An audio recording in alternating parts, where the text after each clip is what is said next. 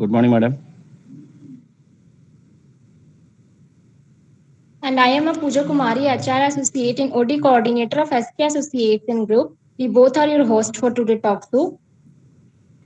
Nice And please talking introduce to you, yourself. Pooja and Rima. Yes, sir. Please introduce yourself. Yeah, hi everybody. Those who are on the YouTube, who are seeing it live, as well as some of you might be seeing at a later time. And very good afternoon to everybody. My name is Uday Nadiwade. I am from Hyderabad, and my quick introduction is I've done my engineering from NIT Allahabad, and after my engineering from NIT Allahabad, I started working with Tata Motors in Pune, and as a graduate training engineer. That was way back in 1990. And after that, working with Tata Motors for around 6 years, I moved on to General Motors in Delhi, where I was working for General Motors for around 3 to 4 years. And after that, with General Electric, where I was there with them for almost like 6, 7 years in Delhi in different roles. And also did my MBA around that time from XLRI Jamshedpur. And after doing my corporate life, I was vice president there at General Electric for a couple of years. And after that, I started my own consultancy in supply chain procurement, Six Sigma quality for around 8 to 10 years. And after that, I eventually started my business. So for the last 5 years, I'm very happy to tell everybody that I'm into my business, a startup business. I have two patents in my name, and very happy that we have right now in our business around 40 people working with us. We have some very interesting products that we are developing. It's very challenging things that we are doing in our business, and a very solid team we are having, very enthusiastic team which we are having with us here in Hyderabad. And the business that we are developing is we are simplifying international trade for India. So we are simplifying imports for India, and we are building something like Alibaba for India.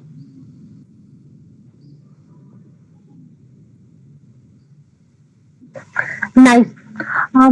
Moving ahead, the only things that stand between you and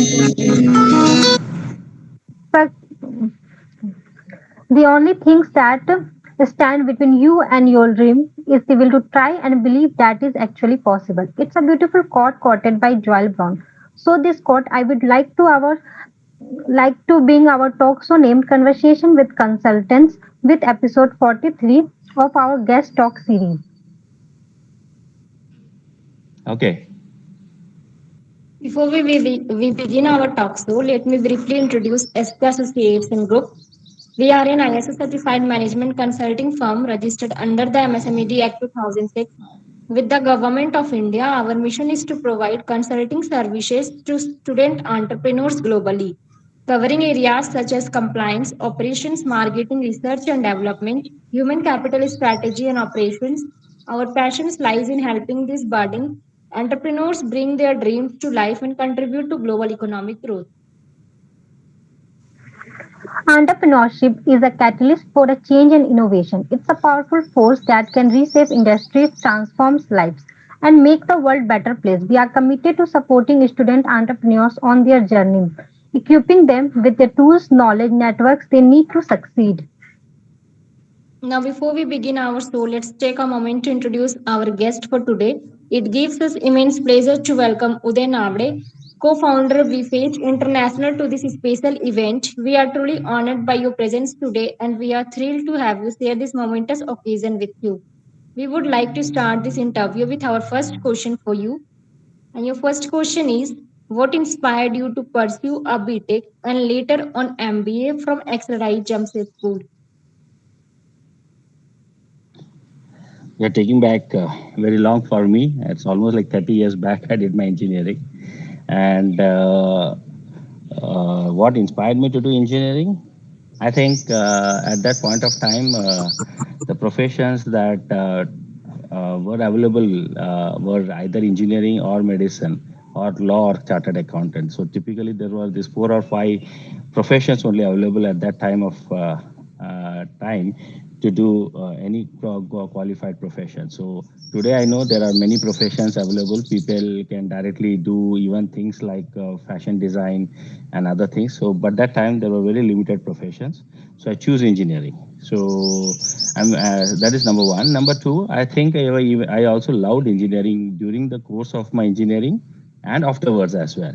So it was not that I did the engineering just because my parents wanted it. No, I got admission in engineering. I loved engineering, and I continue to love engineering. So I love the way things are created. Engineers create stuff, right? So everything that you see around you, this wall you see behind me, it's created by some engineer. The chair that you are sitting on is created by an engineer. The light bulb that is there in your house is created by an engineer. So everything is in and around you. The mobile phone that we are right now talking, the Google that right now we are using, is everything created by engineers. So I'm very proud that I'm an engineer. I'm very proud of the fact that I love engineering, and I'm very proud of everyone who is an engineer because they change lives for the good. So that's about my career in engineering. And MBA, yes, as you go into your management, you need to know certain management subjects. You need to know management tools. So these were very important for me to do. So you need to educate. You need to have education in every field where what you want to pursue. If you want to pursue career in management, you need to do management. If you want to pursue career in medicine, you need to do MD, right? So that's the reason I did my management. And incidentally, I got in XLR Jamshedpur, one of the best colleges in India, and very happy that even the management, when I studied there, it was beautiful subjects, beautiful professors, beautiful college, and frankly, I implement some of those principles in day-to-day life, management principles that were taught to me at that time. I implement in my day-to-day life, in my business today. So I would recommend everyone who is interested in management or in engineering that you should do it for the purpose of passion. You should learn it for the purpose of passion, and you should actually implement it when you learn it. So don't do it just because for the sake of somebody telling your uncle, dad telling you. Do it because you love it, and then you'll see that it is very, very, very useful. You'll love it. You'll be passionate about it, and then you'll create something good for yourself and eventually the society as well. Okay, excuse me, sir. So your face is getting cut off, so please adjust your camera face to the middle of the frame. Okay, is this better? Yeah, it's fine. Okay. Your next question is, how did your time at XLRI shape your entrepreneur mindset? Yeah, see, actually, entrepreneurship is a mindset. I think even though I was working in my previous companies, whether it was at Tata Motors, while I was still in job, I think I still had the opportunity to really work there as an intrapreneur. So, intrapreneur is nothing but you are working in a job, but you're doing something very creative, you're doing something very passionate. So, even in Tata Motors, while I was on a job doesn't mean that you need to necessarily work only from 9 to 5 and do only what is being told to you. So I think even in job, one can be creative, one can be innovative, one can contribute beyond what they're paid. And I think once you do that, you become an entrepreneur inside a company. So that's my entrepreneurship journey actually started with my job. I wouldn't say that being independent is becoming entrepreneur. No, I think when you are in a job also you can be an entrepreneur. So do more than what you are getting paid. That is entrepreneurship. So I did like that in while I was working with Tata Motors. I did like that when I was working in my other companies. In fact, the last company that I worked with, I was working with GE Genpact here in Hyderabad. While I was still working, I was on a job role, but still I developed a product, a software product in that company, wherein we eventually I was a one-man show at that company. From a one-man show, we became close to around 10 people, then 40, then eventually 300 people. Company grew because of the product that me and my team developed there. So I think entrepreneurship is not necessarily coming out of job and doing something on your own, but it's also that even within the job also you can become an entrepreneur. So it's a different thing that I did continue in my job for almost 25 years, and after that I left the job career and started something on my own. So entrepreneurship is while you're in a job, you can do it. If you don't have a job, you can still start it. So that's my definition of entrepreneurship. Okay, moving ahead, next question. What challenges did you face while transitioning from a technical background to business leadership?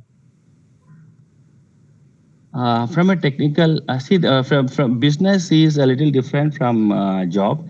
In job, you have a very clear defined role responsibility, and typically you get paid on the first of the month. So in job, you don't really have the tension of you getting not getting paid on the first of the month. But when you start transition from a job where you are doing some technical role or something like that, when you transition from that to a business, in business there is no defined date when you get your pay, right? First you have to set the business rolling, so you have to find customers, you have to find customers who pay you, then you have to then the payment might come any month, any day of the month. So there is nothing like first of the month that you get paid. So there is a difference. I think it's more of a mindset difference between a job and a business, and that mindset one has to transition. So if you want to do a business and you are in a job, there is a mindset change. The mind has to change. So you have one has to change their mindset that मेरे को एक तारीख को शायद तनख्वाह नहीं आएगी, and I should be okay for that. Number one. Number two, you in a job your other things are taken care of. Like you are doing only one technical job you are doing. You don't know about your HR. You don't know how recruitment is happening. You don't know how customers are getting acquired. You don't know how what is the rent of that place where you are working. So you don't know many other things when you are doing a job. So but when you're transitioning to business, you need to know many other factors, like where do I hire the right people from? How do I train them? Where do I take my office? How's the rent of that office? How do I acquire customers? How do I market it? How do I do sales? How much should I price my product at? What's the quality of the product? How do I get customer service? How do I ensure that customers are happy? So there are a lot many dimensions in a business than as compared to a single technical role in a job. So this transition is definitely difficult. My only suggestion is if anyone is starting entrepreneurship, he should just be aware of this fact. It is going to be a little difficult transition, but I would always suggest that if anyone has the right mindset and wants to do entrepreneurship, they should. But only thing is there will be a little change of learning that they have to do and a little change in the mindset. And it is very simple and easy to do. So one should do that.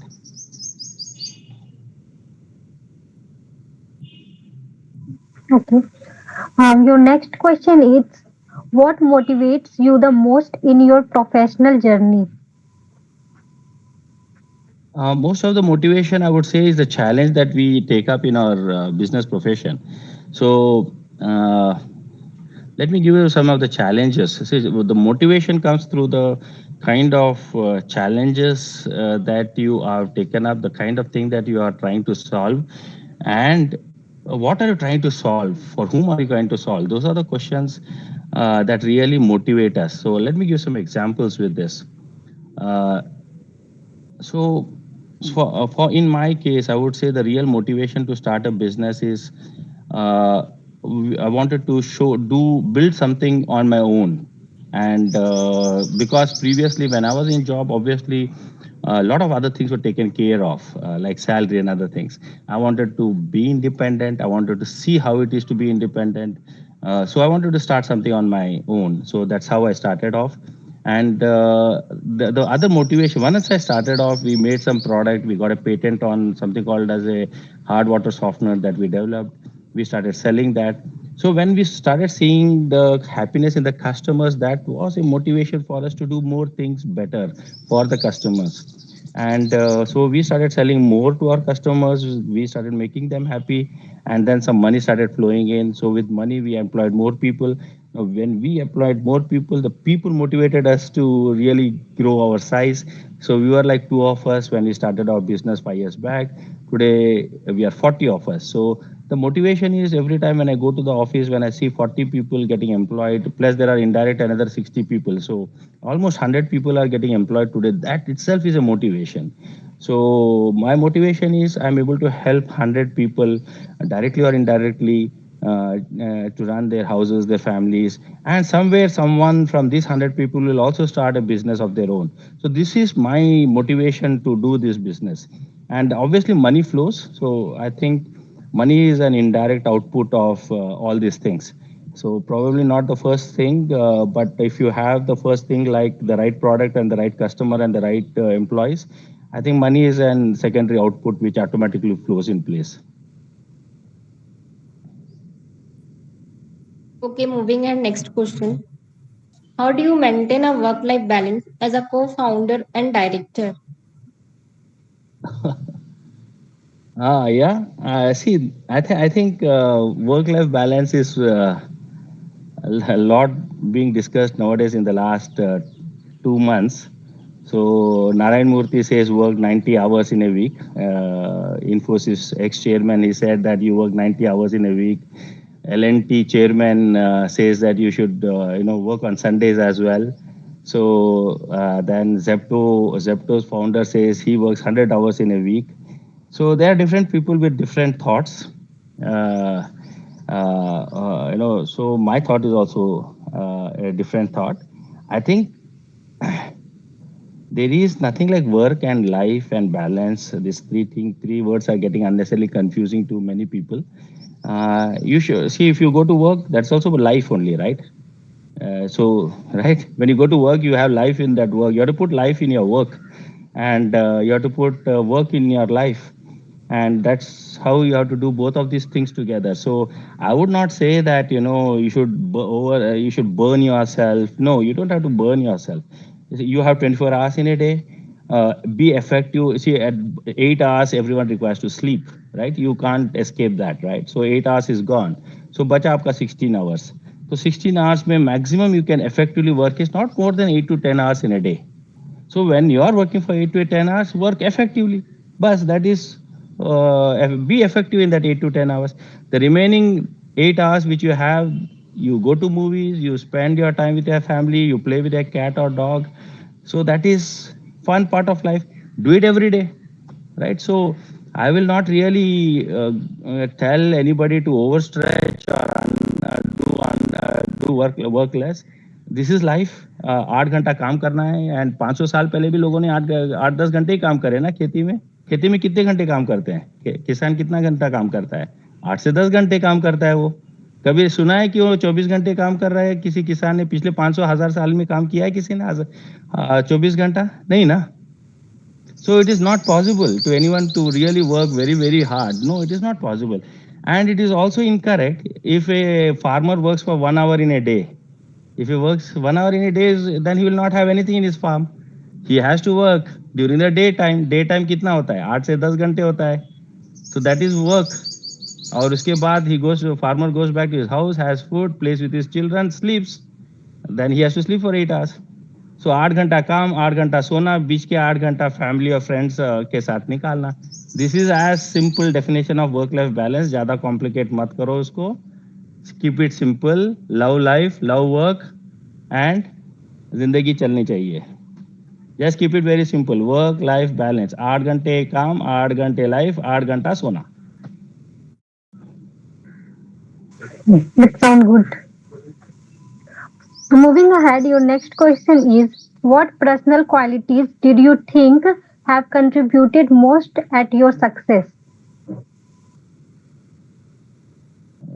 You guys seem to have done a lot of research.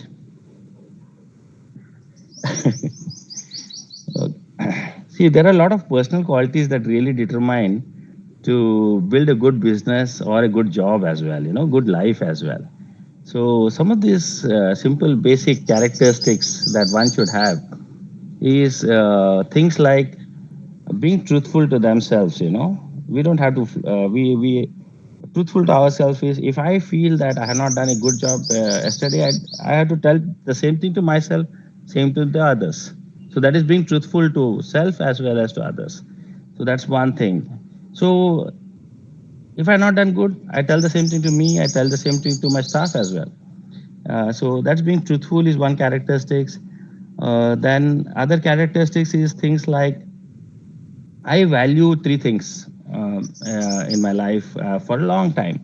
I value health. So that's the first thing that I value. And so I go for walking, I go for tennis, I play tennis. So I've been playing tennis for like 20 years in my life. 20 साल हो गए मैं रोज सुबह एक tennis खेलता हूँ. अगर tennis नहीं जा पा रहा हूँ तो आई गो फॉर वॉकिंग और I go for swimming. So I prioritize health. So that is one of the big characteristics of mine that I always prioritized health. Second thing I prioritize is always keep learning wisdom को collect करते रहो. अभी internet आया है but internet के पहले newspapers थे, newspapers के पहले बुक्स थे.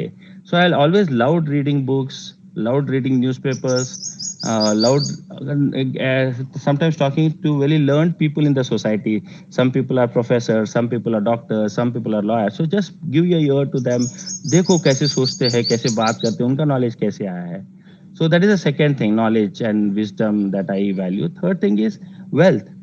One has to value wealth. Wealth is very important for life. मतलब लोग कहते हैं कि पैसा important नहीं है लाइफ में. नहीं, पैसा important है. शायद हवा और पानी के बाद next important is money. Correct? So these are the three things I value in this same sequence. First is health, second is wisdom, third is money. So, health, wisdom, and money or wealth. HWW, health, wisdom, and wealth. So, these are the three things I really value, and I have been following this or working on this, and I just, ensure that these things fall in place. I communicate these three things to everybody in my society, in my friends, in my family circles, in my office that work on your health. So always I keep telling my staff also if somebody is sick, don't eat outside food, not good.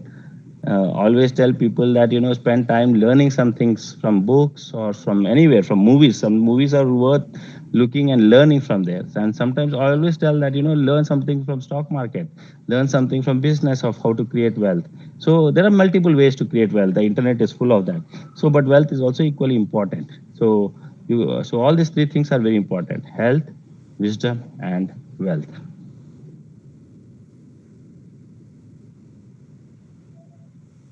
Okay, your next question is, what books or resources have had the biggest impact on your career? Hmm. You guys have done a lot of research without really having ever talked with me previously.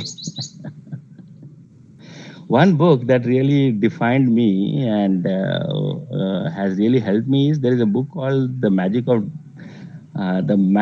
of uh, Dreaming Big by David Schwartz. बहुत अच्छी किताब है. The Magic of Dreaming Big by David Schwartz. So that's a phenomenal book. I might have read it many, many years back. It has got, I think, if I'm right, around 18 chapters in that. And each chapter is a phenomenal chapter. So that talks about why, as a human being, we can dream big and we can achieve big. And every chapter is a beautiful chapter. So I read that book, I don't know, maybe 4 times, 5 times. I just loved that book. So that book has defined me, number one. Number two, I would also say that there's a thin book called Skill with People. Uh, I don't remember the author. I think that is hardly around 20 pages or something like that. Skill with People. I think you just search in internet, you'll find that. So that book also has really defined me because in the world that we live, we always have to constantly talk with people. You are people, I am people, right? So I'm talking with Pooja, I'm talking with Rima. So every time when we talk with people, we need to know how to talk with different people, right? We don't have to talk to a wall, correct? And wall doesn't respond back, but people respond back. They feel bad, they feel nice. So you need to know what to talk with people, when to talk, what words to use. And because that will also reflect back to you. Oh, when I made this guy happy, so these are the words that I used when I spoke with these people. So that book, Skill with People, has been a real defining book. The other book which I previously mentioned, The Magic of Dreaming Big by David Schwartz. So these two books were really two defining books that I read, and I still read a lot of books every time. And I read now the books I read are more different. Sometimes I read on motivation, sometimes I read on AI, sometimes I read books on economics, sometimes on psychology. So different books I keep reading. I read a lot of books, but that two books which I told might really be useful for everyone to read. Real solid two books: Magic of Dreaming Big and Skill with People.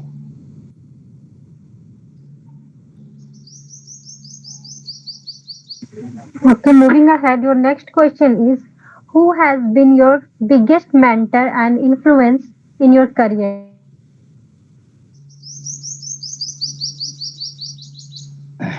Frankly, you guys are smart. I don't know how you got all these questions.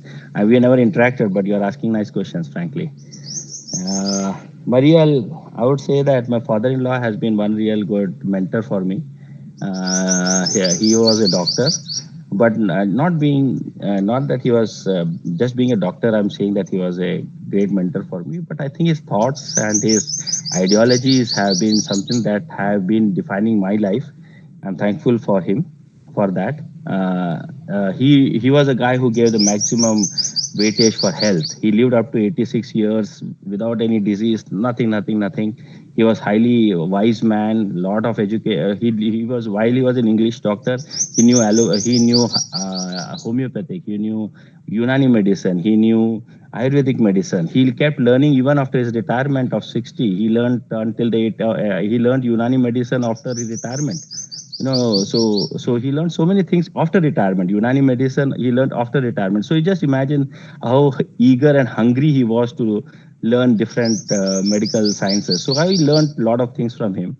And third thing is his social relationships were so good. So he was a mentor for me, or he was a guru for me. So I would say he was like my father-in-law was guru. I had another uncle in my native place by name Kokne uncle. So I'm thankful for him as well. So very learned person.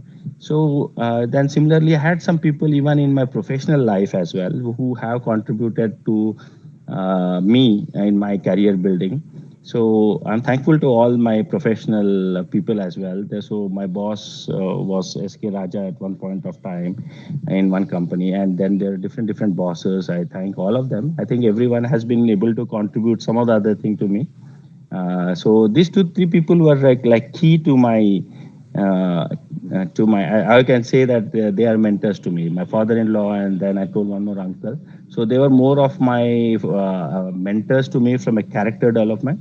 And there were a lot of people on the professional side who developed me from my career perspective. So almost all my bosses, I would say, all my colleagues in my ex companies, they have contributed in some or the other way to develop me in my professional career.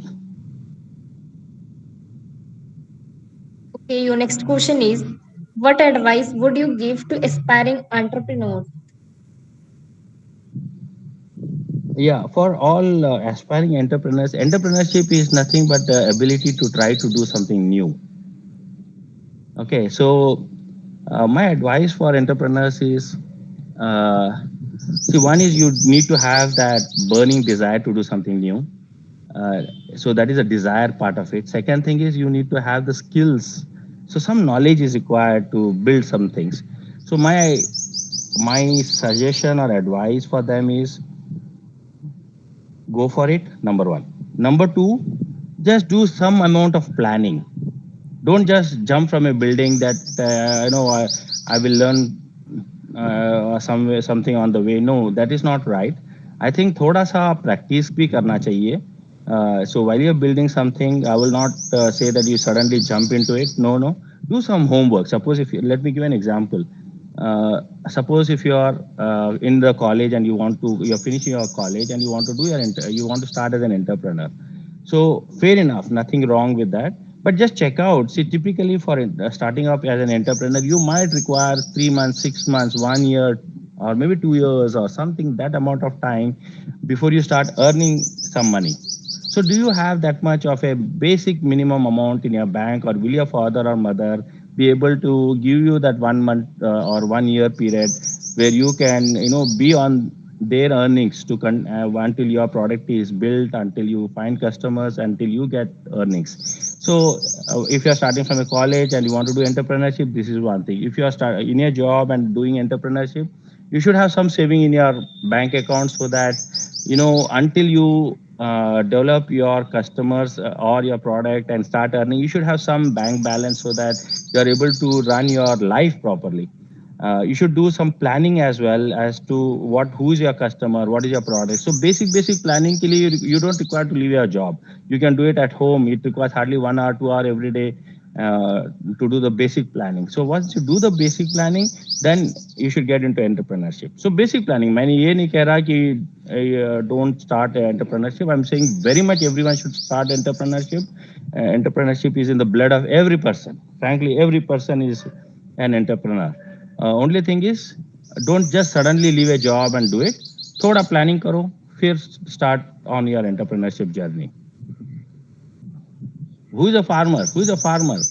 Farmer is an entrepreneur from day one. Correct? He finds his own customers. He knows his own operations. He finds his own workers to remove the grass. So he's an entrepreneur. Farmer is an entrepreneur. So entrepreneurship is not something like बहुत बड़ी चीज, नहीं. हर गांव में India में everyone is an entrepreneur. हर किसान entrepreneur है. Only thing is, when we get into a job scenario, we start getting our minds very blocked कि एक तारीख को पैसा आता है. We stop thinking everything else. So sometimes jobs also have a problem that they don't make you think beyond first of the month. So I would say that everyone is a born entrepreneur. Just start thinking multiple things, not just the salary, but how can I make a good product? How can I have customers? How can I get the things done? Operational activities. So ये सब करेंगे तो I think entrepreneurship is very easy, possible, and anyone and everyone can do it.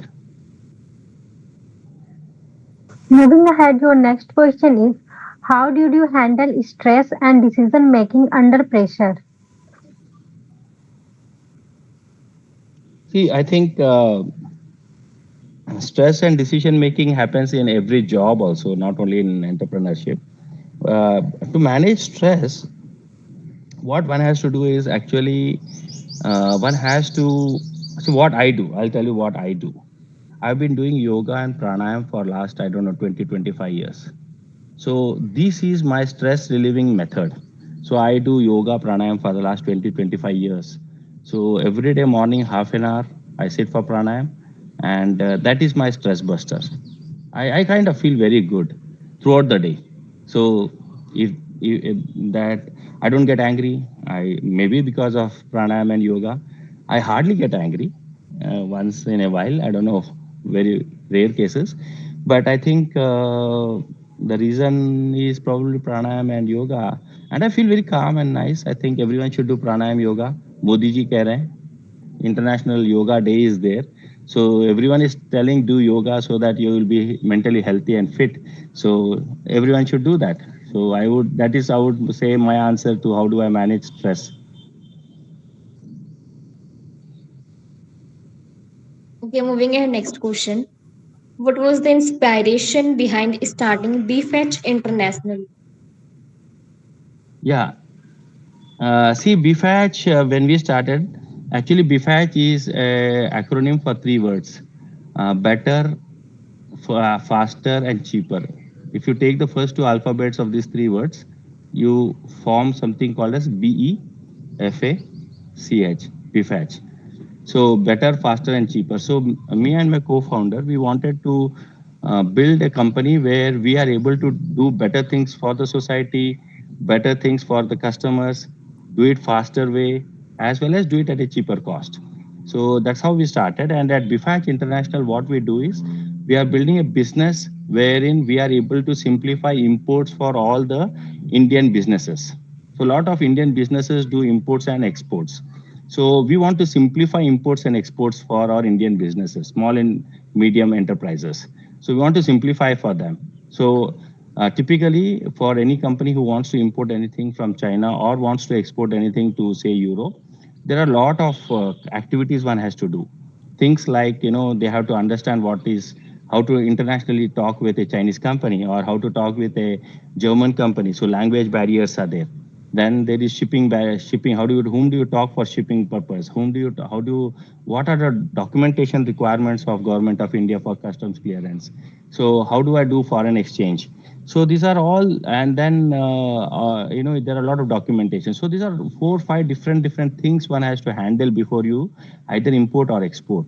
So what we are doing right now at BIFAC International is we are simplifying all these import and export processes for all Indian small and medium enterprises. So they will be able to import or export very easily, as easy as we buy today things on Amazon. Okay, your next question is how did you identify the market gap that BFetch International is addressing? Yeah, see this is there is something called as product market fit in the startup world. And how did we identify? This is exactly the question you are asking. What is the how did we find the market gap? So primarily, I come from this supply chain background. Number one, international supply chain, and having worked for around 20-25 years in this space, I understand that there are a lot of these Indian enterprises when they have to import any product, they have to talk with five different agencies. So it is a very cumbersome process. To get how do you talk with a Chinese? I and you can talk today in either English or Hindi, but how do you talk with a Chinese guy? You don't know their language, they don't know your language. So how do you communicate? So we have built we use some translators like Google translators, language translators. So we built in our product, we built language translation. Second thing we did is not in not many people know about this foreign exchange, how to send money, what is the exchange rate, how much banks charge. So we knew that these problems are there, and we surveyed. So we knew there's problems. Now, how did we validate whether these problems are accurate? Is we you asked this question, how did we validate this product market fit? So what we did is we surveyed around 100 customers across Indian enterprises. So 100 customers means 100 small and medium enterprises. We created a survey question having around close to around 40 questions, and we sent them a survey asking them, do you face problems in imports? What problems do you face? How regularly do you import? And what kind of other challenges do you face? Do you get material on time? Are you able to communicate? So we sent a questionnaire of around 40 questions to around 100 different Indian enterprises. And then we came to know that yes, they have huge problems in imports. And that's how we started finding the solution for this particular problem of our customers. Okay, moving ahead, next question. What were the biggest challenges in launching and scaling BFetch International? Yeah, some of the biggest challenges for launching was because we were trying to solve a huge problem. Some of the biggest problems that we had was finding the right resource. Number one thing. So second thing is because we are doing everything at an international level, the expenses are very high. So the cost of doing a mistake is very high. So once the material, some wrong material comes from China to India, you can't send it back. It is not like in Amazon that there is a wrong material that has reached your house and you can ask the Amazon guy to pick it up again and he will take it back. But here you can't do that. So these are some challenges. We can't easily return any material back to China. So we have to be very clear before any material is getting shipped from China as to what is getting shipped. Is the quality correct? Is it meeting the customer requirements? So what we do is we do certain video calls with our customer here in India and China supplier. We ensure that to a large extent all these things are taken care of before they are actually shipped from China. So there are challenges, lot of challenges are there. So we address this challenge one by one. And I just gave you one example, like we do video conference before the material is shipped from China to India. So that customer is very clear of what he is getting in his hand. Moving ahead, your next question is how do you define your leadership style? My leadership style, I think you should ask my boys and girls in our office what is my style. I think I'm more of I'm not a hard boss. I'm probably not a Hitler kind of a manager. I'm also not chalta hai kind of a manager. I'm somewhere in between. I take everybody's opinions and try to take the best decision out of it. I want everyone to participate in the decision making. So I would say I'm somewhere in between. I'm definitely not the Hitler kind of a man. I'm right kind of a boss to मैं नहीं हूँ. I will just take everything lying down. I am probably data driven, probably logical driven, and I want everyone to participate in the decision making. So I'm that kind of a leadership personality. So I don't know what you can name that personality as. So uh, that is. I don't know what is the personality, but that's my personality. I'm neither a Hitler. I'm probably not even a Mahatma Gandhi, जो बहुत ही silent, passive leader थे. I'm somewhere in between. So I don't know what you call that personality type, but that is my personality. Okay. What strategies have helped BFetch internationally stand out in the market? Yeah, see, our primary strategy or USP, you can say, is we provide end-to-end solutions for our customers. That is our USP or our primary strategy. Today, in the market, there is nobody who provides end-to-end international supply chain. So today, if any customer is there in India who has to import any product from anywhere, say from Germany or Mexico or Canada or China or Sri Lanka, he has to actually talk with supplier. He has to talk with the shipping agent. He has to talk with the customs clearance agent, and then he has to talk with internal logistics companies. So there are 4 or 5 different agencies that he has to talk with. So what our USP is or our strategy is, we do it end to end for customer. Customer has to come to us and say, मुझे ये import करना है China से, and everything else is managed by us. So that is our USP or our strategy. Okay. Your next question is, how do you approach product development and innovation? Yeah, product development and innovation is more of a iterative thing, you know. So I'll tell you, I'll take it separately. Product development, see, product development is more is product development and innovation are both iterative.